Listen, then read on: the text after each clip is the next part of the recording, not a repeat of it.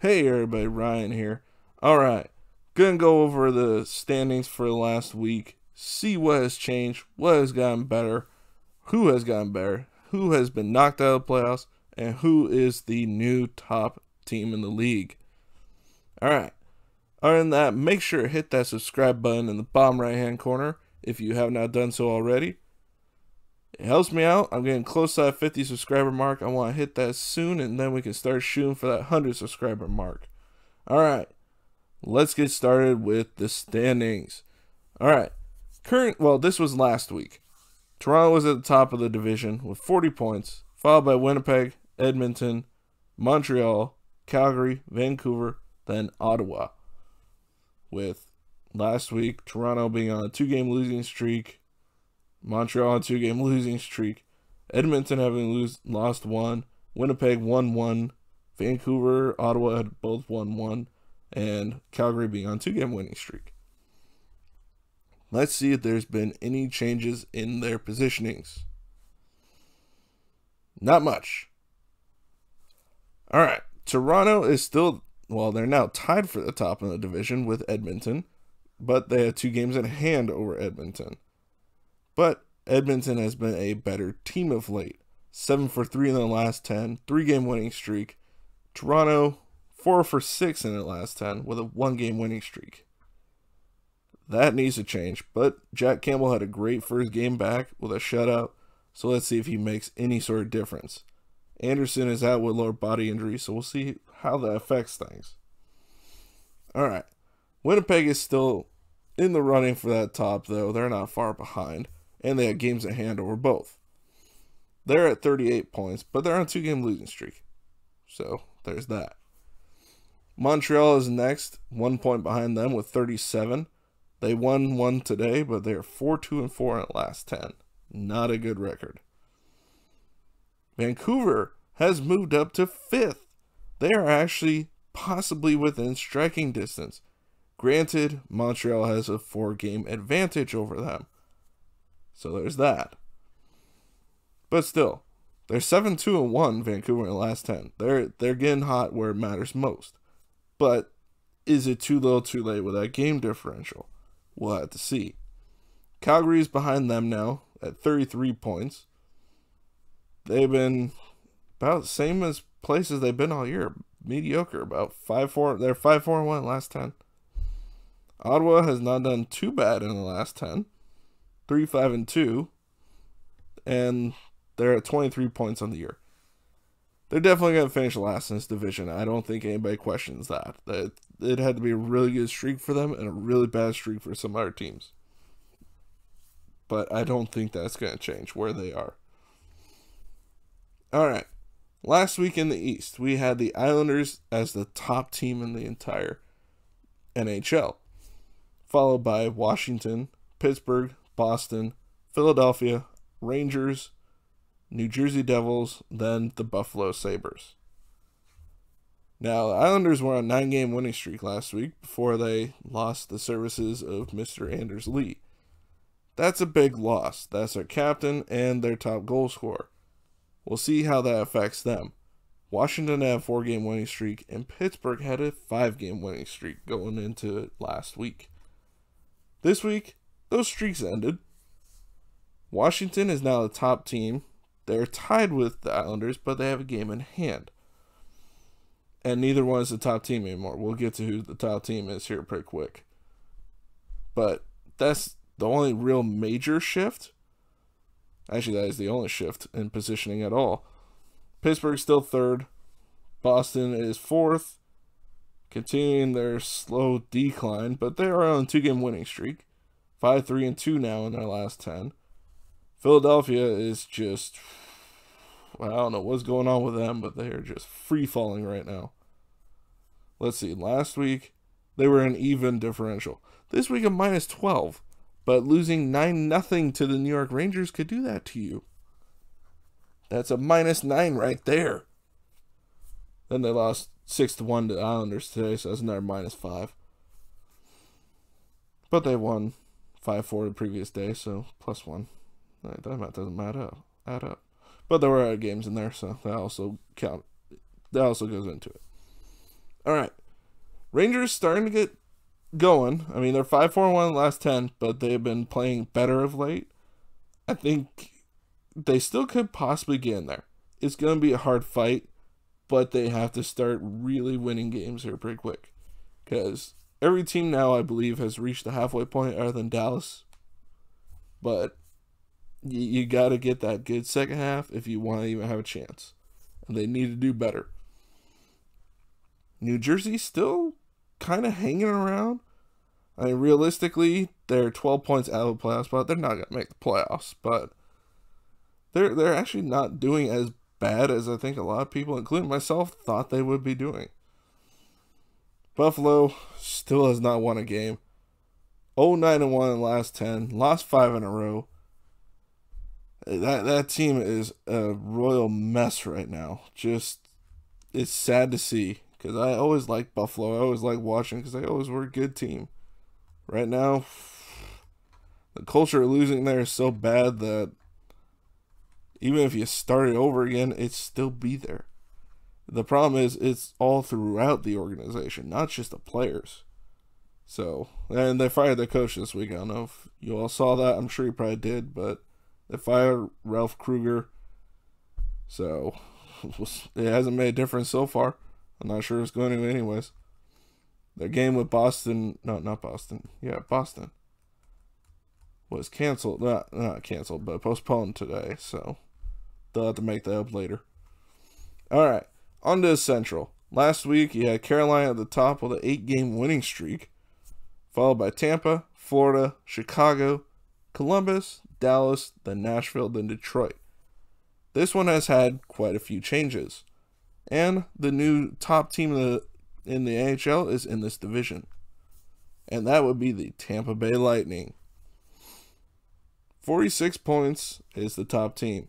Now, there's quite a few teams. I think there's like 3-4 teams at 44 points.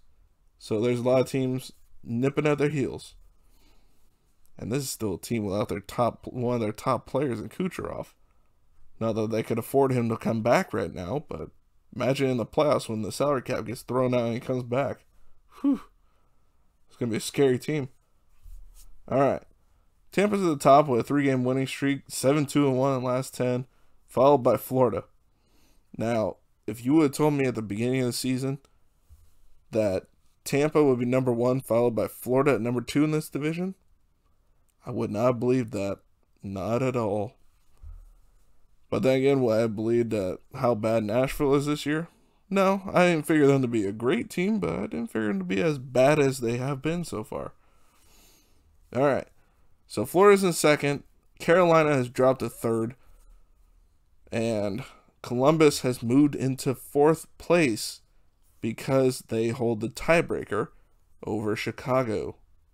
So there you go. Because they have one more regulation win. That's the tiebreaker, literally.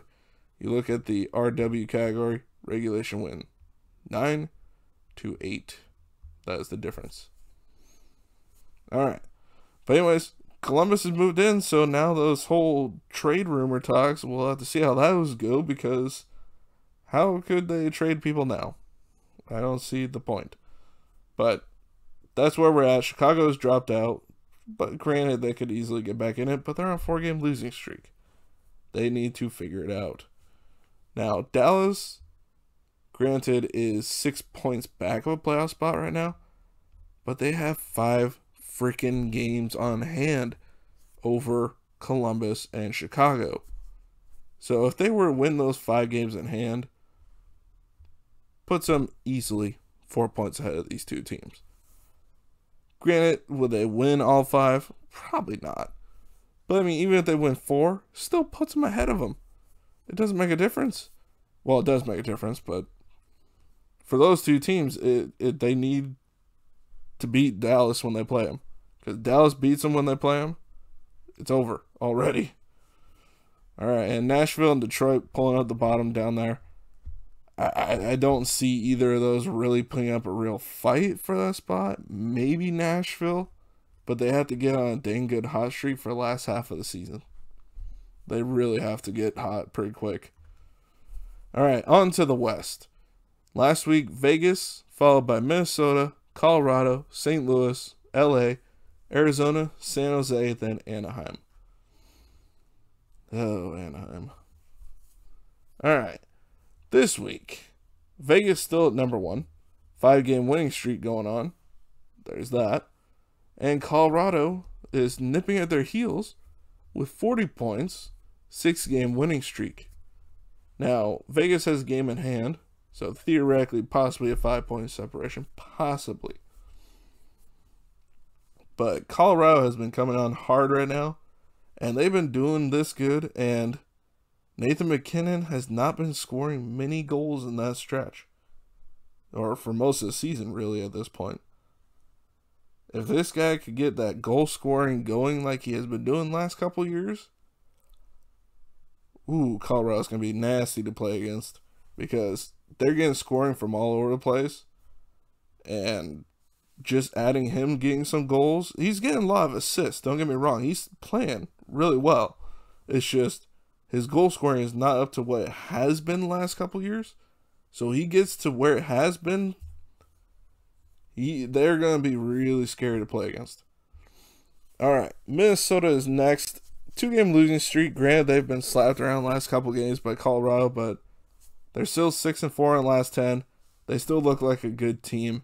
I think they'll make the playoffs. I don't think they'll go very far, but I think that they've definitely shown they can be a good playoff team, or be a team to make the playoffs. I don't know about a good playoff team, but a good team to make the playoffs. And St. Louis has tied them up with a 2-game winning streak, because they somehow had the first win streak in the matchup between San Jose and St. Louis this last 2 days. So there's that. Arizona won their first game in a while, 4-4-2 in the last 10. LA 3-4-3. So there's starting to be more and more separation between teams in this division. Now, granted, they could still get in there. There's still time, but it's at the point where you got to get going if you want to get in that spot. And San Jose just fallen further back. I mean, they still have games in hand. That's the one advantage they have. And they, honestly, even though they've lost one is their current streak, lost overtime loss, then had 2 losses before that, it's not like they lost horribly. They've been playing well. They just can't seem to get that goal that matters most against a team other than Anaheim. That just seems to be a problem right now. It really does. Because the goaltending's been playing better. The defense has been playing better. Honestly, Erik Karlsson has been looking better. Looking more like his normal self. And then he made those comments in the media, which probably did not endear him to his team or his management. And you know what? If he didn't, he shot himself in the foot, because you signed that massive contract nobody is going to take. You screwed yourself, sir. If you're going to go through rebuild, suck it, because that's what's going to happen to you. You brought it on yourself. Your play has brought this on the team you play for. You can't blame anyone but yourself. Sorry, I know it's a rant, but whiners are whiners, and he seems to be a whiner. So, sorry if you're a Karlsson fan. He still plays well. Don't get me wrong, it's nothing against his playing. It's his character off the ice that I'm talking about right now. Not showing well this week. Yes, he did try and spin it that he didn't mean it the way that it came off, but the damage was done. It is too late. Just own up to it. Move on. Play like you have been the last few games. Suck it up. Just move on. Alright, anyways. Anaheim at the bottom of this division. Shocker there. They've been playing awful. But it's nice to see Zagros and Drysdale doing well. Nice to see Drysdale actually playing in the NHL. Didn't expect that as an 18-year-old, but hey. No OHL still, so good to see him get some games in. Now we'll just have to reevaluate at the, I don't know what the threshold is in the shortened season, because normally it's, I think, 11 or 12 games that you have before they have to go back down and it doesn't burn a year of their contract. I don't know what the games are, so we'll have to see. Still going to be a bottom team. 1 of 2 teams without 10 wins on the year, by the way. 10 regulation wins. No, 10 wins overall. So, there you go. Alright. Now I'm going to do a little bit something new. I know I added like a couple times ago, doing the bottom 10 teams because the draft is coming up. I want to see how the rest of the league is going too. So I'm going to do 1 through 31. Right now, like I said, Tampa top team. There are 3 teams tied behind them: Florida, Washington, and the Islanders. Then you got Vegas at 43, Carolina at 43, Toronto, Edmonton at 42, Colorado at 40, and Pittsburgh at 39. So out of the top 10, all of them except one has 40 points. And all of them are on fairly good streaks. I think you have one losing streak in Washington, and they're only at lost streak of 1. And Carolina's at a 2 overtime loss streak. So nothing really bad. I mean, you can see why these are top teams. Look at those records. Toronto is the only one with a losing record in the last 10, 4-6. So you can tell why these teams are top teams. It's also nice because you can see the home away records here. Islanders probably had the worst in the top 5 because they're about 500 on the road, where everybody else has a winning record in both. That goes all the way through. Yeah, pretty much all of them, except for Pittsburgh, who has a losing streak away. There's that. All right, these are holder spots, so sorry about those. All right, 11 through 20, these are the middle teams. Winnipeg is down there. These are still good teams, don't get me wrong. Yes, they're middle. Some of them are middling for reasons. Like Montreal, 6-5-2 at home. 8-3-7 on the road. Not a great road record, but at least they get points on the road. Where at home, not getting that really. I mean, they have a winning record, but it's not by much, and it's not a great one. And that last 10 record is not good. Then you got like St. Louis, who's 4-7-3 at home. Terrible, just terrible. But the road record's 12-3-2. I mean, St. Louis, granted, has had a lot of injuries, but that's not good enough. You need to do better. And they're getting people back. I know they just got Bozak back. They just got the Parenko's coming back soon. I mean, granted, they just lost yesterday Oscar Sundqvist for the rest of the year. Torn PCL in his knee, I believe it was. And he's going to have surgery tomorrow, I believe they said. So, it's like, once they get people back, they lose more. They just can't win with the injuries this year. Boston has been mediocre of late. Vancouver has been shooting up because they went from a god-awful record to decent. I mean, they're winning at home, not by much. They're losing on the road, but not horribly. So, that's where they are. I mean, Philly, I don't know what the heck's going on with Philly.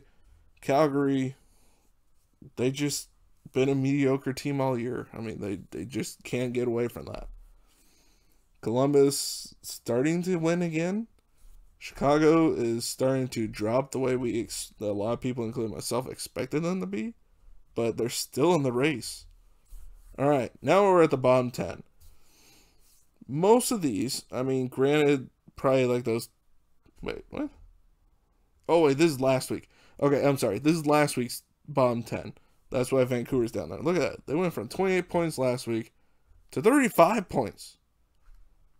It's a heck of a change. They had a very good week, evidently. All right. But anyways, this was last week's bottom 10. The bottom 5 was Anaheim, Ottawa, New Jersey, Detroit, and Buffalo. This week, that's where we sit. Arizona and LA, they're still teams that could possibly make the playoffs. Same with New York Rangers and Dallas. I mean, Nashville could potentially fight for it. San Jose potentially could. But realistically, those two probably cannot. San Jose maybe, but I really don't see it. I don't. Because it seems like when they start playing well, they start losing again. Losing horribly again. But, I mean, they've been losing the last 4 or 5, but they haven't been losing horribly. They've just been losing. New Jersey is the 5th worst team, followed by Detroit, then Anaheim, then Ottawa, than Buffalo. So at this point, any of those teams could honestly get the first overall pick. Buffalo probably is tanking to try and get it at this point. I don't know why Anaheim doesn't do that, but they don't. Ottawa is actually been playing better of late. Detroit hasn't been doing terrible. New Jersey hasn't. I mean, Buffalo's just they're just gonna plummet at this point. I mean, at this point, it's when is the losing streak gonna end? That's the question at this point for them. All right, that's the standings for this week. That's all I got for you. Let me know what you think. Who do you think will be the winner of that first overall pick in the next draft? I know it's not a star-laden draft like the last one is supposedly going to be, but let me know what you think. Who do you think the bottom 5 are going to be? All right. Hit that subscribe button if you have not done so already. Thank you for watching, and thank you to my subscribers. Make sure to like, comment, and share, and I will see you all next video. Bye, everybody.